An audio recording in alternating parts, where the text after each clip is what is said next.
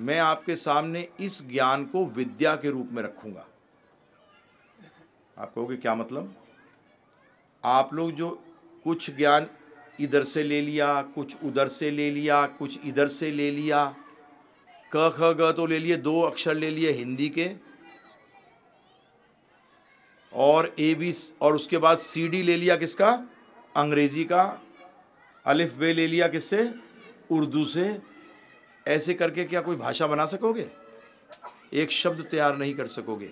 जीवन के अंदर जो ये प्रश्न उठ रहा है कि आध्यात्मिक जीवन को हम अपने जीवन में लगाएं कैसे, इसका कारण ही यही है कि आपने भौतिक ज्ञान को तो एक स्तर की तरह लिया है। पहली क्लास, दूसरी क्लास, तीसरी क्लास, चौथी क्लास, 10वीं, ग्रेजुएट, पोस्ट ग्रेजुएट, ऐसे लिया है। परंतु आध्यात्मिक ज्ञान कैसे लिया है प्रभु जी?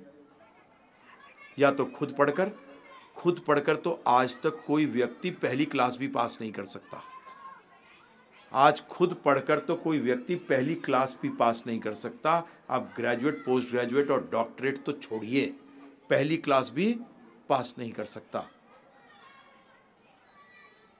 और जब तक कि ज्ञान को एक किस हिसाब से दिया जाता है, जब ज्ञान को एक कहते हैं हम लोग सिस्टमेटिक को हिंदी में क्या कहेंगे? क्रमबद्ध। जब ज्ञान को क्रमबद्ध रूप में लिया जाता है उसको विद्या कहते हैं, और विद्या ही जीवन में उपयोगी होती है। जब ये 3 प्रकार के लोग सत्संग के अंदर सुनने आते हैं, एक सुनते हैं संदेश की तरह, एक सुनते हैं उपदेश की तरह, और एक सुनते हैं आदेश की तरह। संदेश की तरह सुनने का तरीका क्या हुआ? रोज जाता है सुबह वॉकिंग करने के लिए, किस पे? रेलवे के प्लेटफॉर्म पे। लखनऊ से गाड़ी इतने बजे आएगी, इतने बजे चली जाएगी, कानपुर से इतने बजे आएगी, इतने बजे चली जाएगी, जोधपुर से आने वाली गाड़ी इतने बजे आएगी। जाना किसी में नहीं है, जाना किसी में नहीं है, सुनने आया है, उसको कहते हैं संदेश के रूप में। तो यहां भी सत्संगों में भी लोग आते हैं, देखते हैं क्या बक रहा है, बोल नहीं रहा क्या, संदेश के रूप में सुना और चले गए। दूसरा आ रहा है, मैं जानना चाहता हूं ये क्या बोल रहा है, मैं समझना भी चाहता हूं कि ये क्या बोल रहे हैं, उसको कहते हैं उपदेश। अगर सही लगा तो अपनाऊंगा, सही नहीं लगा तो प्रश्न करूंगा। ध्यान रखना, नहीं लूंगा नहीं, क्या करूंगा? प्रश्न करूंगा। अगर शंकाएं उठेंगी मन के अंदर तो प्रश्न करूंगा। जिस गीता की मैं बात कर रहा हूं, उस भगवत गीता के अंदर अर्जुन ने 16 प्रश्न किए हैं। 40 मिनट के अंदर कितने प्रश्न? 16 प्रश्न किए हैं। और उन 16 प्रश्नों से बाहर आप कोई जिज्ञासा कर ही नहीं सकते जिसका कि उत्तर नहीं हो। और तीसरा व्यक्ति जो है, जो कि उपदेश काफी ले चुका है, अब वो क्या कर रहा है? आदेश के रूप में ले रहा है। किसके रूप में प्रभु जी? आदेश के। वो बहुत कम होते हैं, कोई प्रॉब्लम नहीं, परंतु हमारे को पहुंचना कहां तक है? आदेश के लेवल तक, कि भगवान जो कहेंगे वो करूंगा।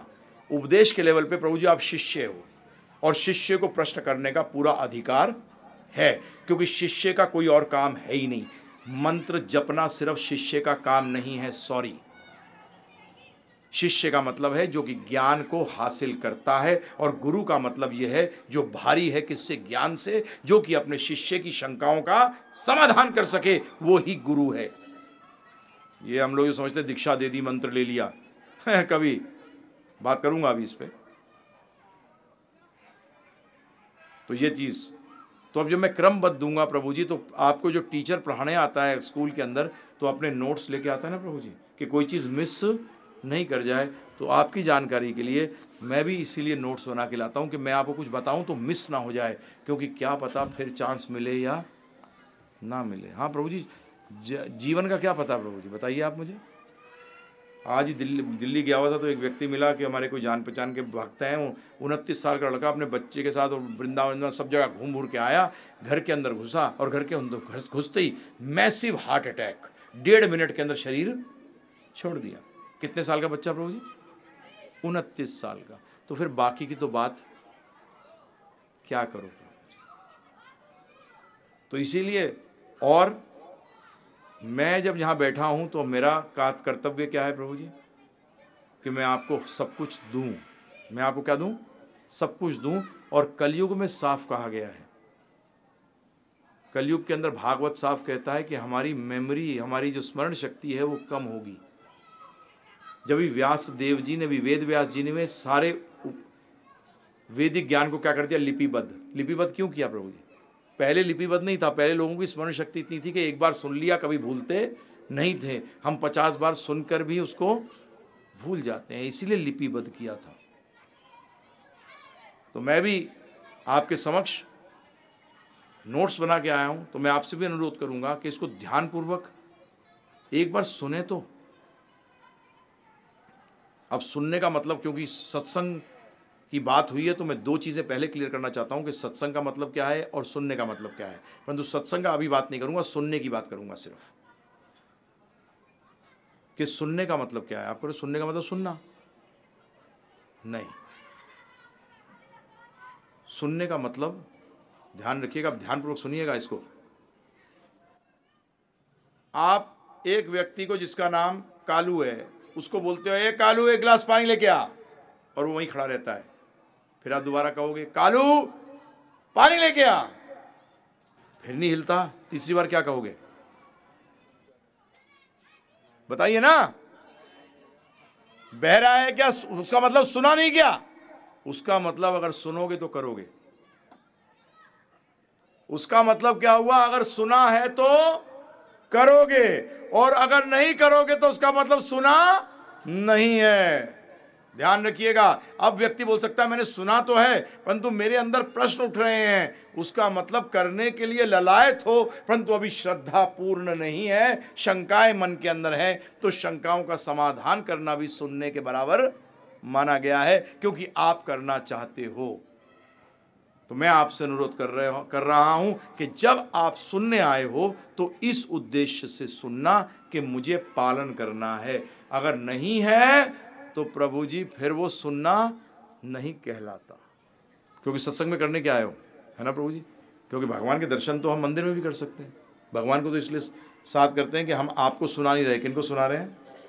भगवान को सुना रहे हैं। ध्यान रखना, मैं आपको खुश करने नहीं आया, क्योंकि आप खुश हो ही नहीं सकते। क्योंकि आपको तो खुश कौन कर सकता है? राधा गोविंद देव जी खुश कर सकते हैं, और कोई नहीं कर सकता प्रभु जी। मेरी औकात नहीं है कि मैं आपको खुश कर सकूं। आज गलती हम यही करते हैं कि हम एक दूसरे को खुश करने की सोचते हैं और भगवान को साइड में कर देते हैं। नहीं कर पाओगे, ये सिद्ध करूंगा मैं 7 दिन के अंदर आपको। और भगवान को मानना ये बच्चे का खेल है। अभी मनवा दूंगा आपको, चिंता ना करो आप, बच्चे का खेल है। भगवान को ना मानना बड़ा तिया पाचा करना पड़ता है प्रभु जी, परंतु भगवान को मानने के लिए यूं। और मैं आपकी जानकारी के लिए बता दूं कि मैं ज़्यादातर स्पेशलाइज युवा में करता हूं, और मैं IITs, मेडिकल कॉलेजेस में, इंजीनियरिंग कॉलेजेस के अंदर, MBA कॉलेजेस, IIMs के अंदर मैं लेक्चर दे चुका हूं। और जहां मेरे ख्याल से इंडिया का टॉप इंटेलिजेंस IIT को माना जाता है, इंडिया में नहीं वर्ल्ड के अंदर टॉप माना जाता है। और भगवान की कृपा से मेरे ख्याल से 200-250 स्टूडेंट्स को तो भक्ति के मार्ग में लगा चुका हूँ। डॉक्टर्स की संख्या ज़्यादा है। ध्यान रखिएगा, भौतिक बुद्धि अगर सही इस्तेमाल ना हो तो बड़ी डेंजरस होती है प्रभु जी, ध्यान रखिएगा। अब एक चीज़ सिद्ध हो गई कि ज्ञान क्यों लेना चाह रहे थे सबके सब, ज्ञान के आनंद प्राप्त करना चाहते हैं। ठीक है जी, राइट। उसका मतलब क्लियर हो गया कि दुख का कारण अज्ञानता है, सिद्ध हो गया। अगर ज्ञान सुख का कारण है, आनंद का कारण है। अब सुख और आनंद को कई बार लोग कहेंगे सुख वो है जो शरीर का है और आनंद वो है जो आत्मा से मिलती है। ठीक है, चलो आनंद की बात करते हैं। हम लोग सब क्या चाहते हैं? आनंद चाहते हैं। आनंद को मैं इस रूप में लेके चल रहा हूं कि जो कि कभी खत्म ना हो। और सुख वो है जो कि आए और जाए, क्योंकि उसमें वो ख शब्द हो गया ना कॉमन। दुख और सुख में क्या शब्द कॉमन है? ख। आनंद में ख नहीं है, तो वो ख रहित है। सुख में वो ख लगा रहेगा। प्रभु जी, आनंद उल्टा सीधा सब आनंद ही है, क्योंकि भगवान का मारना और बचाना भी क्या है? मोक्षदायी है प्रभु जी। तो आनंद कहां से मिलेगा? भगवान से। तो इसीलिए अब लेते हैं कि ज्ञान का 2 कार्य है। क्या कार्य है? 2 काम बताइए। पहला है कि जानना कि आनंद कैसे प्राप्त हो। परंतु इससे पहले ध्यान रखिएगा, ज़्यादातर लोगों की गलती क्या होती है प्रभु जी, ज़्यादातर क्या 99.9%। आप सब ने जो उत्तर दिया, मैंने कहा आप यहाँ किस लिए आए हो, तो किसी ने उत्तर नहीं दिया कि आनंद प्राप्त करने आए हैं।